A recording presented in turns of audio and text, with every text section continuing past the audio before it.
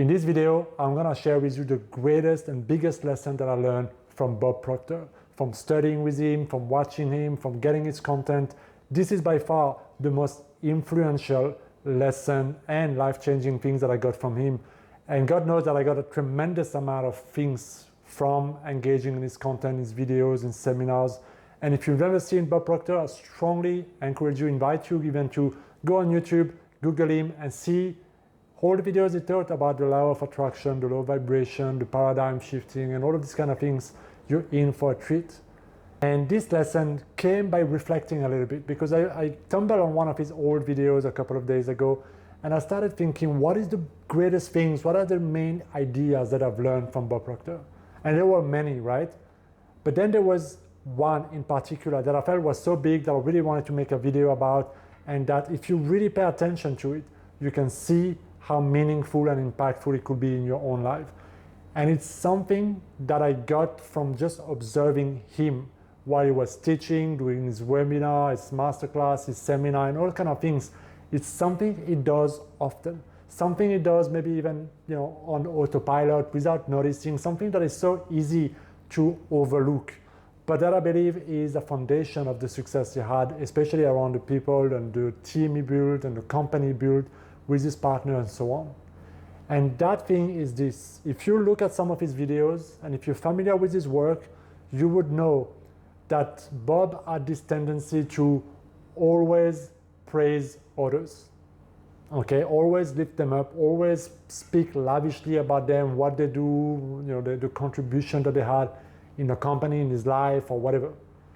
And he does that not just once for like important people, like his team or his colleague or partner or whatever, but he does that for even the most random people. The person who taught him how to use PowerPoint, or the cameraman, or the photographer, or that hairdresser, whatever, right? So even the most random people, he will spend actually time, and he will take really like long paragraphs sometimes of just talking about how great that person is.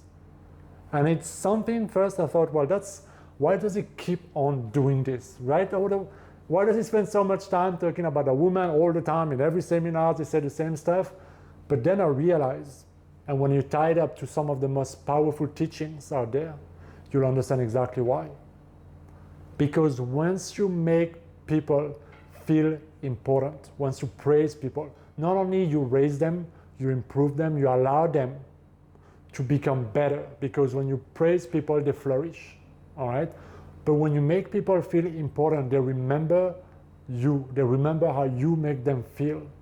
And it's well said, like from Earl Nightingale or Tony Robbins or so many other teachers like that, they all tell you, if you can make people feel important, you'll have business, you'll have friends, you'll have raving fans, you'll always have amazing opportunities. Because people, what they want the most, the most fundamental need that people have, is the feeling to feel important, significant, to feel that feeling of being special. Yeah? Our ego loves that.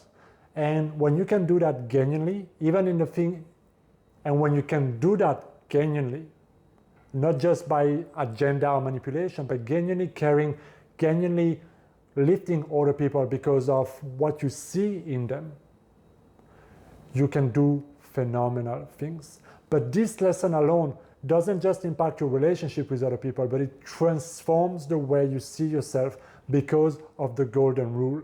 And so the reason why this lesson, I truly believe, has a deep impact in my life is because it doesn't only make you better with other people, which alone would be an amazing gift, right? If you can improve your relationship with other people, you have far more opportunities. And opportunities bring phenomenal results. So even in the book of Dale Carnegie, How to Win Friends and Influence People, one of the key teachings is always make other people feel important.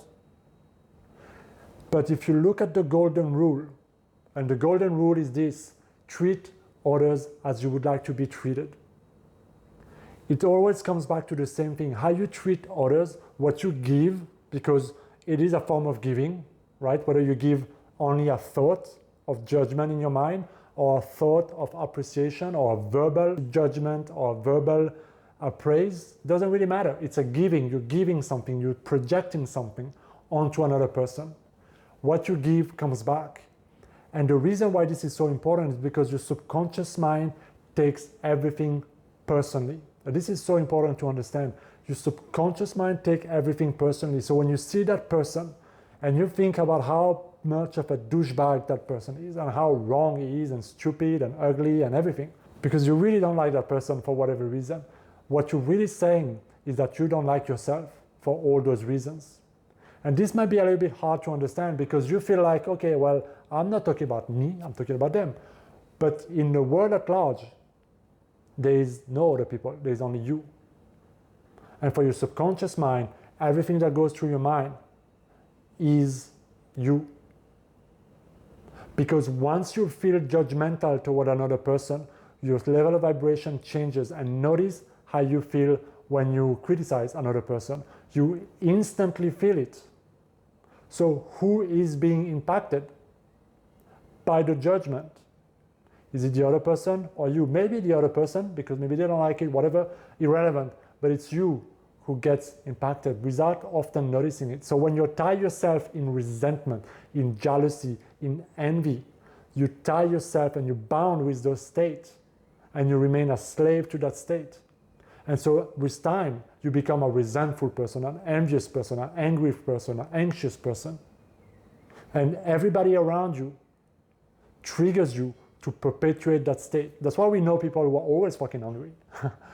No matter what's happening around them, they find a reason to be pissed off, frustrated, and not happy. Okay? So you have to be very careful with how you treat others, what you imagine for others. And that's why the golden rule says, treat others as you'd like to be treated. So here's the thing. Whatever it is you want in your life, and this is something Bob taught quite often, whatever it is that you want in your life, whether it's appreciation, love, respect, gratitude, admiration, feeling important, success, start giving it to others. Start even in your imagination, and Neville Goddard and other teachers talk about this. Imagine lovingly for other people. Not just people who are good to you and people that you think are worthy of your loving visualization, or people that you think that you have something to gain by imagining lovingly about them, but everybody. Because your subconscious mind doesn't differentiate between they and they. It's all the same. So the more you go into this habit of lovingly imagining for other people, you're changing your own self-image, because as you see other people worthy of love, of success, of living their best life, and you see them as talented and smart and genuine and loving and kind, even though they may not be there yet, even though it may not correspond right now to who they are being in your reality. If you can reach for a greater version of themselves, at least in your mind, they will become that person. It's pretty mind-blowing. It's mind-blowing how this works. But most importantly, it's how you feel and what it means about you. Because as you start giving, you start receiving. And it's amazing the moment you start giving something, the moment you go in the street and you start smiling and being nice to people for no reason, you will see straight away that other people smile back at you. But if you go with an ugly attitude and a grumpy face, expecting other people to smile at you, you'll be surprised that everybody's grumpy around you. It's this kind of simple thing. So this is why this lesson, and the simple fact that Bob Proctor was simply praising people, even the most random people around him, taught me a valuable lesson and really helped me reflect. And to this day, I always try to reflect on myself on who and what can I give more? Because A Course in Miracles also said that you are only lacking what you're not giving. It's so powerful, so deep. So look at your life and look at where do you hold the most judgment, the most resentment, the most envy, the most criticism. And what if you could start to see and praise and offer gratitude, appreciation, and just the best to those people? Even if you don't know what they want and you just bless them for the very good, imagine how much peace it will bring in your life, how much less judgment it will bring, how much better you will feel just by that. And just by lifting that burden off your energy will already be so impactful. But how it will also reflect about who you are as your subconscious mind starts to see, oh, only good things, because what you focus on expand. So all those things you can see are linked together. But if you also want to increase your wealth, your abundance, how much money you make, or success you make, or sales you make in whichever industry you are, treating other people and making them feel important is probably the greatest habit you will ever have. And even in the book, Science of Getting Rich, there's a whole chapter on making other people feel important. In Think and Grow Rich, there's a whole chapter on that.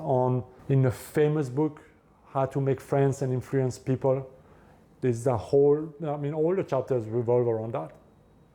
It is the deepest need that we have as human beings, and if you can give that to other people, you can receive whatever it is you want. And if you do it from a genuine heart, a genuine intention, everything is possible, and the most amazing thing will start to happen. And the fastest way for you to experience that is to simply do it. Put it to the test. Start imagining lovingly for other people. Start praising them, even if it's just in your imagination or out loud. Start giving more appreciation, and it will radically change your life. So that is the greatest lesson I've learned from Bob Proctor, and it is a phenomenal lesson. And I strongly invite you guys to apply it in your life, see what happens, and let me know what you think down in the comment. If you have any questions, just put it down there. And guys, like, share, subscribe. I'll see you next time. Be well.